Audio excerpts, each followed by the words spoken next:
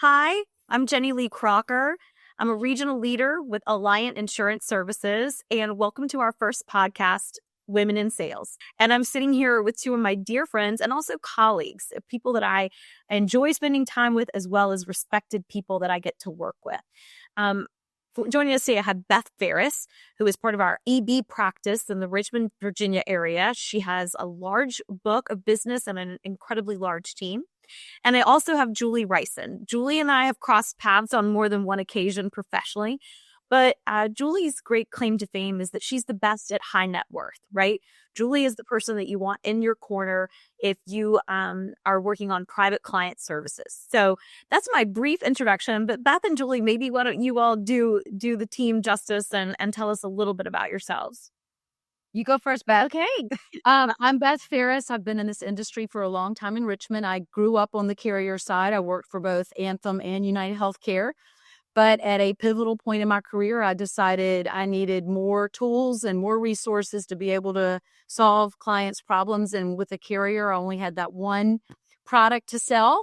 And I tend to be creative. So I made the broker switch over 20 years ago. And I love what I do. Oh, Julie? Hello, I am Julie Rison, and I am, as Jenni Lee mentioned, in our Alliant Private Client Group. And I've been in this industry for a very, very long time.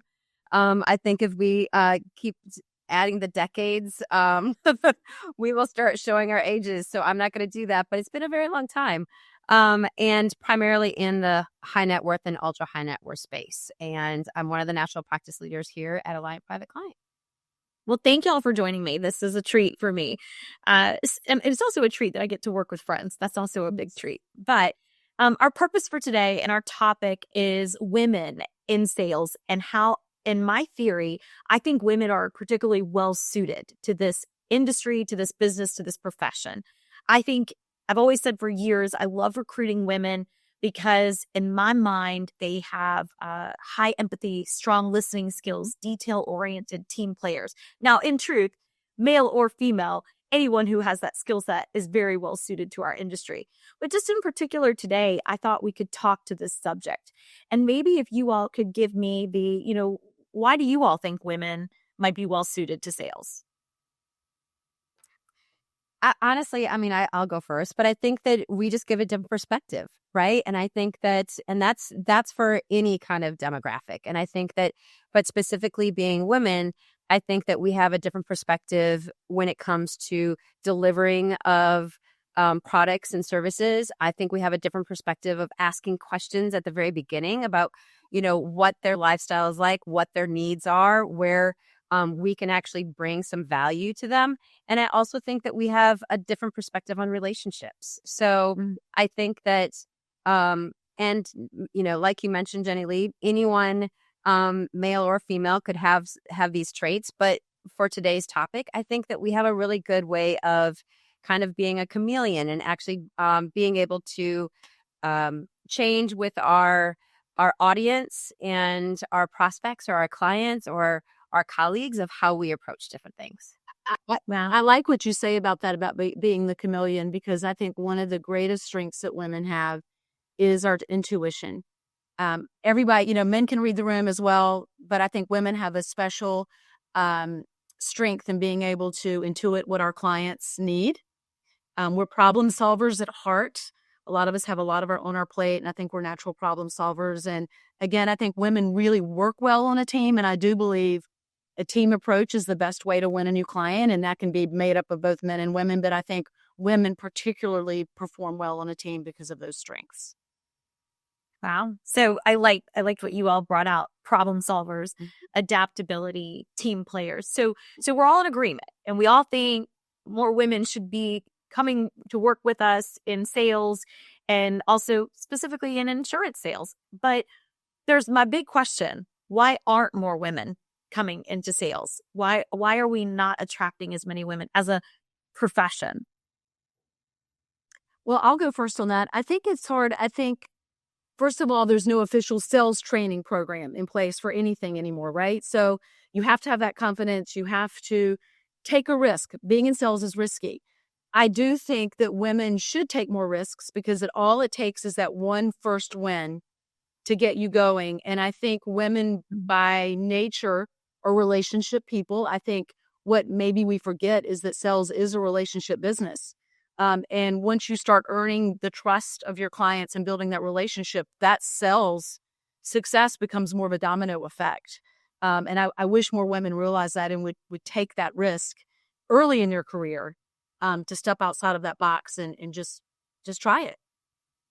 Right. So confidence. Julie, what's your thought? I definitely agree. I think that women historically, and this isn't necessarily a bad thing, but historically the insurance industry has been a male dominated industry as an industry in whole. And I think that it has been harder for some people, some women that aren't as confident to actually have the confidence to kind of dip their toe in and take that leap of faith. And also, I think that sometimes us women, we think that if we don't have all the criteria, that we must not be qualified, right? Instead of, I think a different perspective of men many times is if they have 3/4 the qualifications or criteria, then they're just going to go for it, right?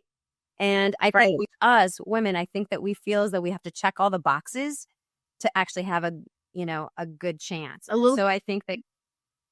Go ahead, Beth. Now we're a little bit more cautious sometimes. When we approach things. We're not natural risk takers, and I tell young women and men in the industry, be a risk taker early on. Right? Be a risk taker. You don't need to be so cautious about things. And I love that we are now, women of our generation, we are promoting this now and we are encouraging and we're trying to be mentors and, coaches to some of the younger women in this industry. And they need to see that women can be successful and in leadership of in this industry. And I think that the more that they see that, the more that young women will actually try to get into this industry as well. Right. You all have given some really good examples of how we can overcome, right? It first does take, people who are who are more experienced to do some encouragement, right? Mm-hmm. We have to pull people in. And then Beth, I love that advice, right? You can't be cautious in life. Too much caution will not result in the rewards you want. And so, I think anything else you think we should be doing to overcome this concept of if I don't have all the credentials, if I'm not totally confident, that I'm not going to apply or I'm not going to ask for the opportunity. What else can we do to help younger people overcome that concept? And this is back to your previous comment, and then I'll answer that one. But early in my career, I was in service and I wasn't in sales. And my husband is the one that convinced me that I needed to be in sales. And he's the one that said, you can do that. It's in your natural wheelhouse. It's who you are. You do it all day, every day anyway. You might as well get paid for it. I love that. So he's the one that actually convinced me and encouraged me to get into a sales role versus just servicing. So I just had to, give him a shout out real quick. But I love that. I think that's a great way of looking at it. And other men in the industry can do that too. It doesn't have to be your significant other, right? Beth, you also referenced something about we have a lot on our plate. When I think of an example of women I've hired over the years into production who maybe were a little nervous, a little just, that little pause. And I think about women, and one of the things I love to say is, gosh, it seems to me right now you are managing your 2 kids who are in school. You seem to get home and somehow manage to have food in the house. You are managing your parents and maybe 5 other things that need to happen around the household.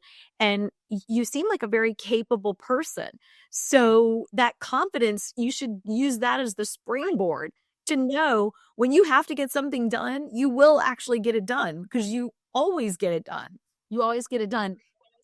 And I also think that when you're in sales, I think there's this perception that it's out of somebody's reach or they would never consider going into sales. And I go back to my original comment. Sales is nothing more than a relationship business. And if you do what you say you're going to do, even if you can't necessarily solve that particular problem, if you get back to your clients, it's tactical things that women are good at anyway, that are skills that are necessary to be successful in sales. It's certainly, we use strategy, etc., but tactical, just doing what we say we're going to do for our clients and solving their problems.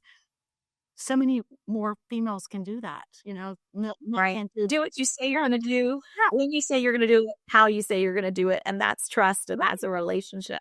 Well, and so honestly, you actually do this really, really well. Like, you are the connector. And I'll give you a shout out real quick, because you are really a key asset to this entire industry. And we're very, very lucky to have you at Alliant. But you are a huge connector of people. And I think that comes innately to you. And for those of us that are around you, we all benefit from that. So absolutely. Well, connecting is why I love this business. That is my joy in this industry. But as we round up this session, tell me, Beth and then Julie, what you both love about this industry. I'll go first. I love all of the relationships I have created and maintained over the years. They're clients, but I also have a personal connection with most of my clients now, and that gives me great satisfaction. I love that. Julie? I hate to be a copycat, but me too. Like, I think it's one of those things that I love, not only the relationships with our clients, but also with our colleagues. I mean, we work for a great organization, and this industry historically has not been a sexy industry, right? But it's a really fun industry, and it challenges me every single day. So, if I can copy what Beth said, but then tack on something else, it's that. Well, thank you both. I enjoy my relationships with the two of you all, and working with you all is part of my joy as well. So I want to say thank you all for joining this podcast, and thank you for a great edition of Women in Sales. Thank you.